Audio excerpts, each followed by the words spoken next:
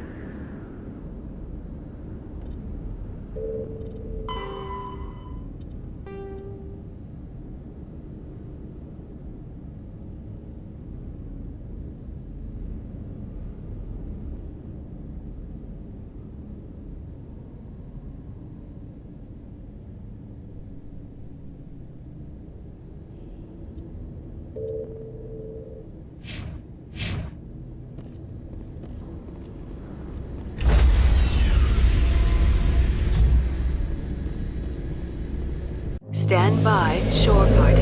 Decontamination in progress. Are you okay, Commander? You look a little pale. It's that damn cipher. That Asari messed you up good. And for what? We still don't know where to find the stupid conduit. What a waste. She said it could take a while. I needed the cipher. It's going to lead us to the conduit. I'm just not sure how yet. We still have another lead, Commander. That Asari scientist in the Artemis Tau cluster, the Matriarch's daughter. She's an expert on the Protheans. Maybe she knows something. Don't worry. We'll deal with her soon enough. Crew dismissed. I've sent off the Pharos report, Commander. You want me to patch you through to the Council? Patch him through, Joker. Setting up the link now, Commander. Commander, Exogeny should have told us about the Thorian. It would have made your job much easier. You might have been able to capture it for study instead of destroying it. The Thorian liked to enslave minds. Anyone who studied it would have ended up as one of its thralls.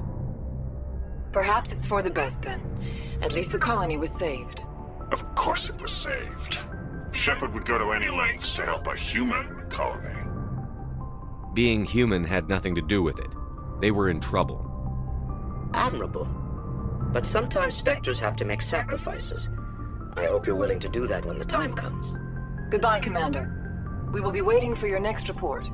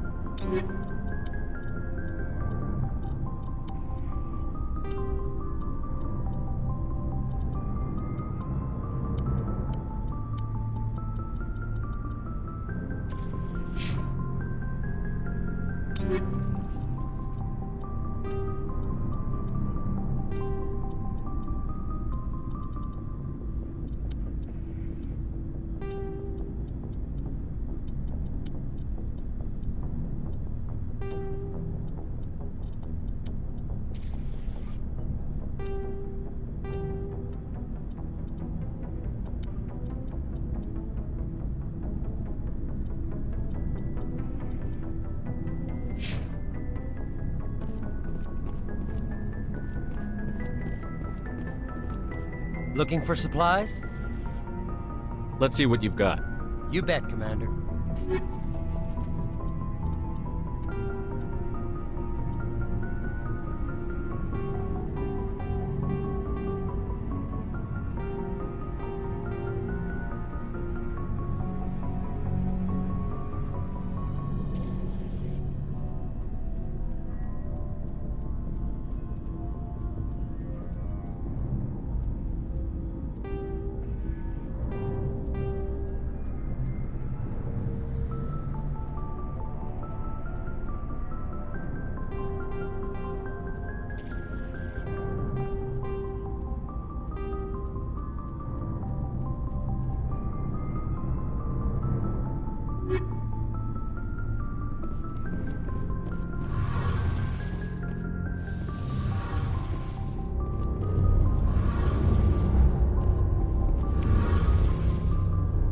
Something I can do for you, Commander. Carry on, Adams. Aye, aye, Commander. Oh, hello, Shepard. Are you okay? I don't know. Your ship is amazing, and your crew's been really great to me, especially your chief engineer. But I just sort of feel out of place. The Normandy runs so smooth it feels like we're not even moving, and the engines are so quiet. How do you sleep at night? The silence wakes you up? Back on the flotilla, the last thing you want to hear is silence. It means an engine's died or an air filter shut down. I guess you don't have to worry about that here. But old habits die hard. But it's more than just the silence. This ship feels so empty. It's like half the crew is missing. Back home, I couldn't wait to go on my pilgrimage. I couldn't wait to get away from the crowds. Now that I'm out here, I kind of miss them. Sometimes we don't appreciate what we have until it's gone. That's true. I'm starting to wonder if that's what the pilgrimage is really about. It's given me a whole new perspective on my people and our culture. You know, there's always a few who go on their pilgrimages and never return. I always assumed something bad happened to them, but maybe they just wanted a different life. You do plan to return to the migrant fleet, right? I could never abandon my people, Shepard. I will go back eventually, but we have to stop Saren first.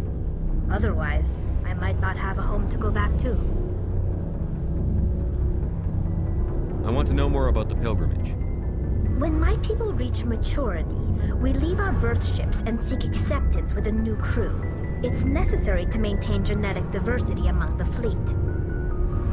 But no ship wants to accept someone who will be a burden on them. So, to prove our worth, we embark on a pilgrimage. We set out alone, leaving the flotilla and our families behind us. We only return once we have found something of value we can bring back to the fleet. This is presented as a gift to the captain of the respective ship we wish to join. If the gift is accepted, we are welcomed into the crew. Can a captain choose to reject the gift? That doesn't happen often. Most captains are eager to increase the size of their crew. It increases their own standing in our society. Even when a gift is not particularly valuable, the captain usually accepts it out of a sense of tradition. However, there is a stigma to presenting a substandard gift. It's not the best way to make a good impression on a new community. Most pilgrims don't return until they find something worthwhile. I can't believe they just send you off alone. It's not like they just cast us out. Before we leave, we are given lessons in how to survive outside the flotilla, and given gifts to help us on our journey. We also receive implants to fight off sickness and disease. Generations of living in an isolated and highly controlled environment have left our immune systems weaker than most. By the time we leave the fleet, we are well equipped for the pilgrimage. This is a rite of passage for all Quarians. If it were dangerous, our numbers would suffer. Virtually every pilgrimage ends with a triumphant return and the ritual presentation of the gift to one of the fleet's captains. I want to talk about something else. Like what? I should go. See you later.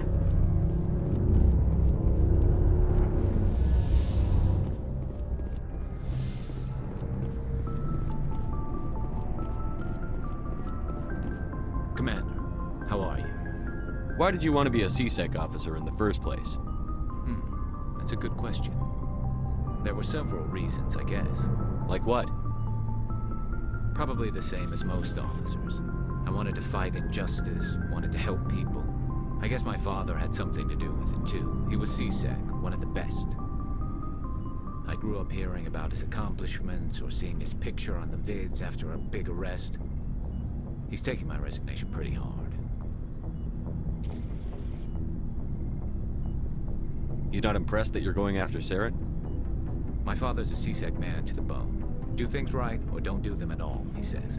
He thinks I'm being too rash, too impatient. He's worried I'll become just like Saren. He actually talked me out of becoming a Spectre when I was younger, for the same reasons. You were asked to be a Spectre? Well, I was targeted as a possible Spectre candidate. Me and about 1,000 other Turian military recruits. I could have received special training, but my father didn't like it. He despises the Spectres. He hates the idea of someone having unlimited power with no accountability. He wouldn't like you, Commander. No offense. I suppose I can understand his concern. You can. But Saren's not going to play by our rules, CSEC's rules. If you want to nail Saren, you need to send someone who isn't restricted by policies and procedures. Just because you can break the rules doesn't mean you should. I don't need to stoop to Saren's level to stop him. And neither do you, Garrus. I see what you mean, but I'll think about it. Thanks, Commander.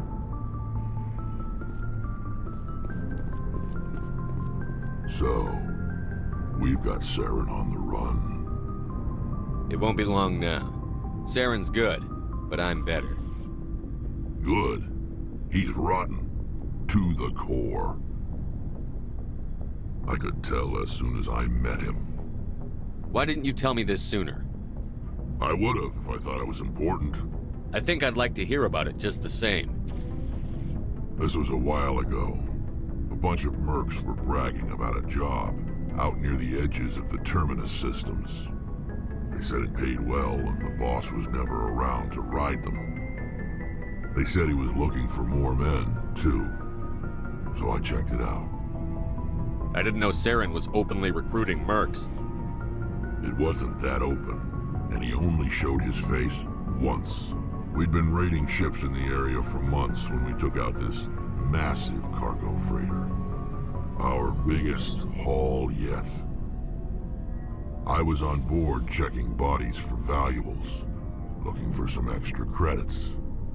That's when I saw him. What did Saren want with the ship? I don't know what he wanted.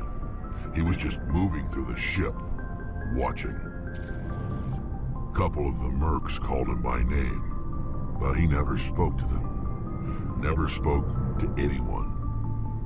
I had a really bad feeling about him, so I got the hell out. Didn't even wait to get paid. What kind of cargo was the freighter carrying? What was Saren after? I don't know. All I saw on that ship was food and medical supplies. There were some basic weapons, but nothing big. If there was anything of value on that ship, I didn't see it. That's why I didn't mention it sooner. Whose ship was it? It was a Volus trading vessel. Big one. Lots of guards. But they were no match for us. That's the only time you saw him? Yeah. Didn't even know who he was. Still wouldn't if I hadn't joined up with you. But my instincts were right. Every other merc on that mission turned up dead within a week. Every damn one. So long, Rex. Shepard. Commander, you have a minute to talk? I keep an open door policy. If you have any concerns, lay them on me. All right. I know things are different aboard the Normandy, but I'm concerned about the aliens, Vicarian and Rex. With all due respect, Commander, should they have full access to the ship? They may not serve the Alliance, Chief, but they're allies. At least as far as Saren goes. This is the most advanced ship in the Alliance Navy. I don't think we should give them free rein to poke around the vital systems. Engines, sensors, weapons. You don't trust the Alliance's allies? I'm not sure I'd call the Council races allies. We, humanity, have to learn to rely on ourselves. Standing up for ourselves doesn't mean standing alone. I don't think we should turn down allies. I just think we shouldn't bet everything on them staying allies. As noble as the Council members seem now, if their backs are against the wall, they'll abandon us. You've got a pessimistic view of the universe, Williams. A pessimist is what an optimist calls a realist. Look, if you're fighting a bear and the only way for you to survive is to sick your dog on it and run, you'll do it. As much as you love your dog, it isn't human. It's not racism, not really. Members of their species will always be more important to them than humans are. These seem like deeply held beliefs, Williams. What made you think this way?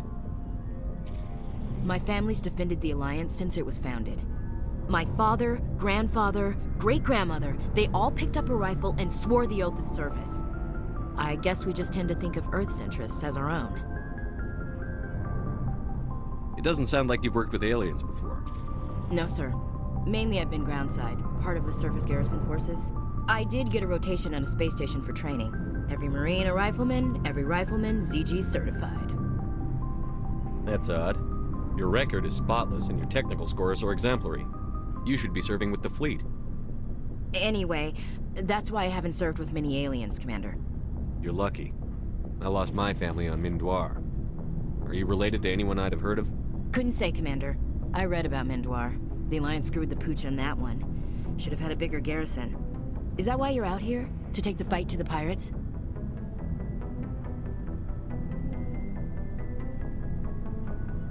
No. The future of humanity is out here. There's so much we haven't seen yet. Yeah. I still remember my first field exercise on Titan.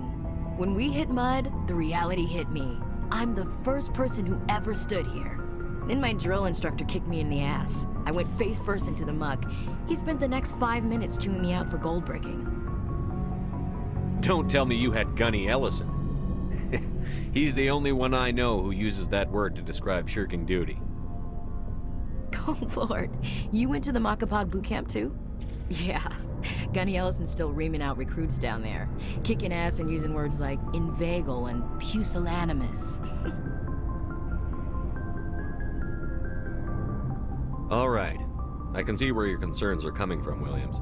But this is a multilateral mission. You're going to have to work with aliens, like it or not. It won't be a problem, Commander. You say jump, I say how high. You tell me to kiss a Turian, I'll ask which cheek.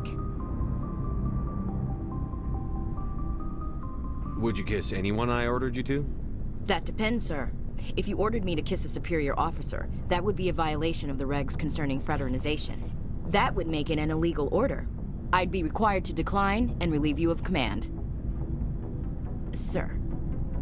What's your opinion on the last mission? Gotta admire those colonials. That's about the worst place for a colony I've ever seen. Given the option, I'd get the hell out of Dodge. We'll talk later, Williams. Looking forward to it, sir.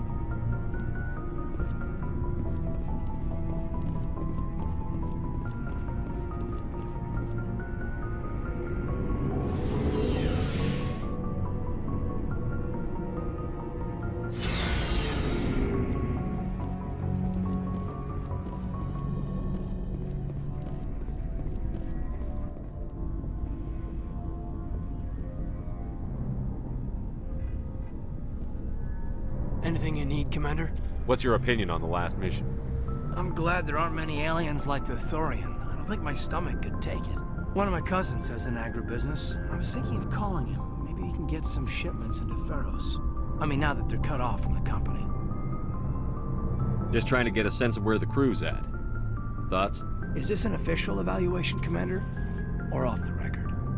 Alenko, when it's just you and me, you can consider it off the record.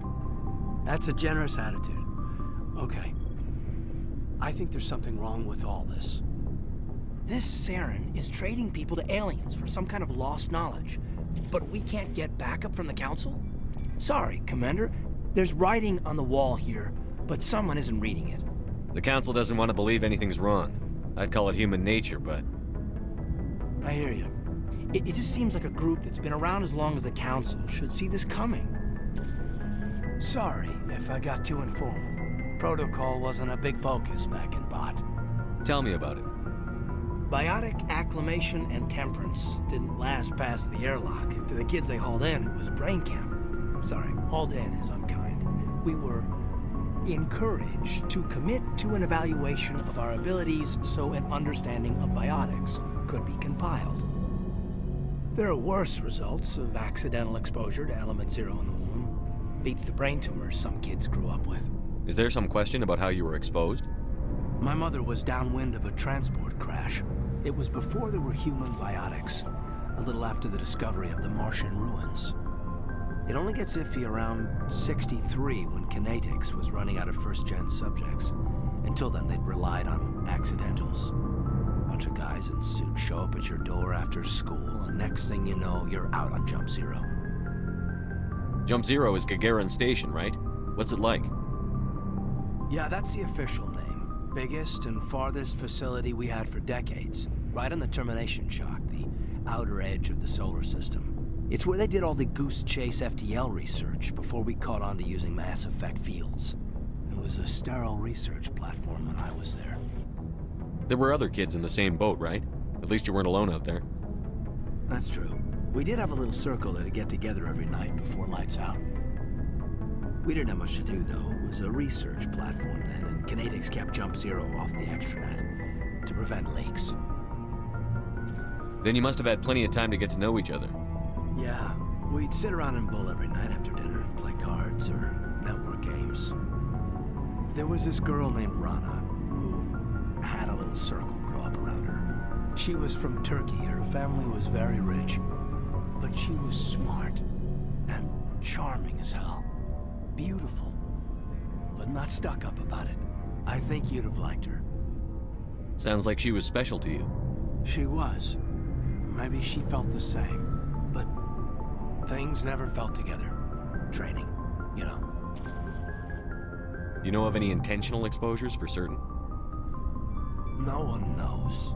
Doesn't mean they didn't happen. As big as the exposures were, it was hard to track down accidentals. It was different then. No one knew the potential, so there wasn't a lot of regulation. Anything Kinetics did was gold. I'm not saying they intentionally detonated drives over our outposts, but in retrospect, they were damn quick on the scene. Jump Zero's a long way from home. What was it like? The grand gateway to humanity looks a lot better in the vids. But that's my own baggage, Commander. No bearing on this. Alenko, there's no regulation that says you can't be friends with your commander.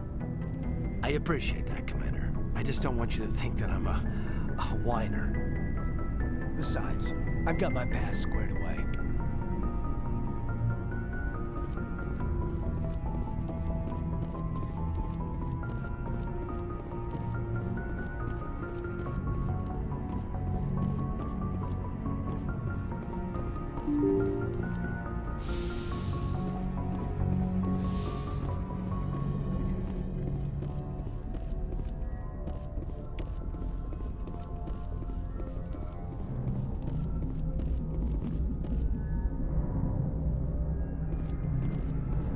Hey, Commander, next time we touch down, let's try not to park the ship in a colony of mutant zombies. Just thinking out loud here. I have to go. All right, see you.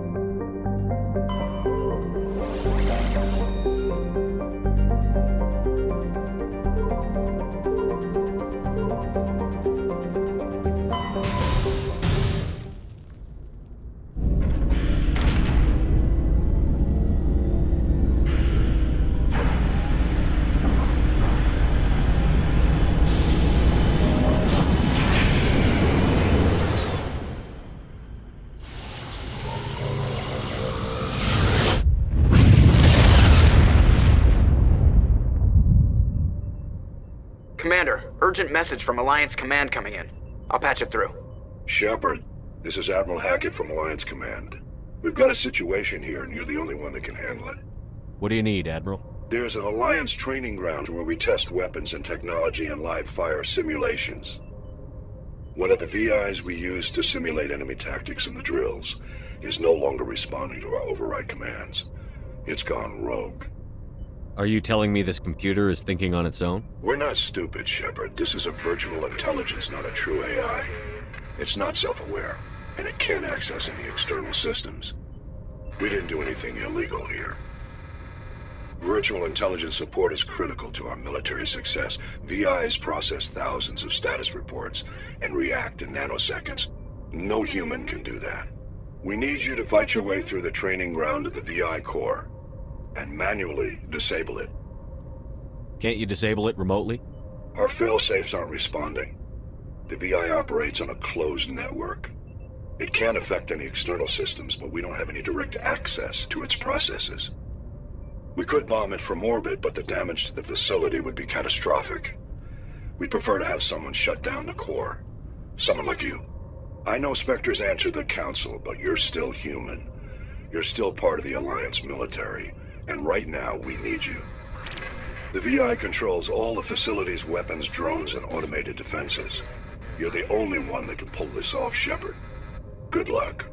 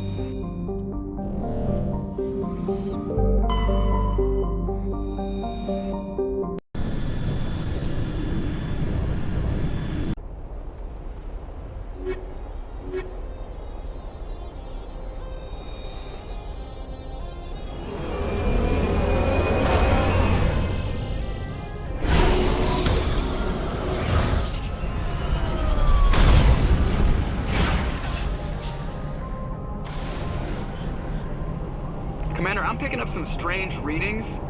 Really strange, like off the damn charts. It looks like it's coming from an underground complex a few clicks away from the drop zone.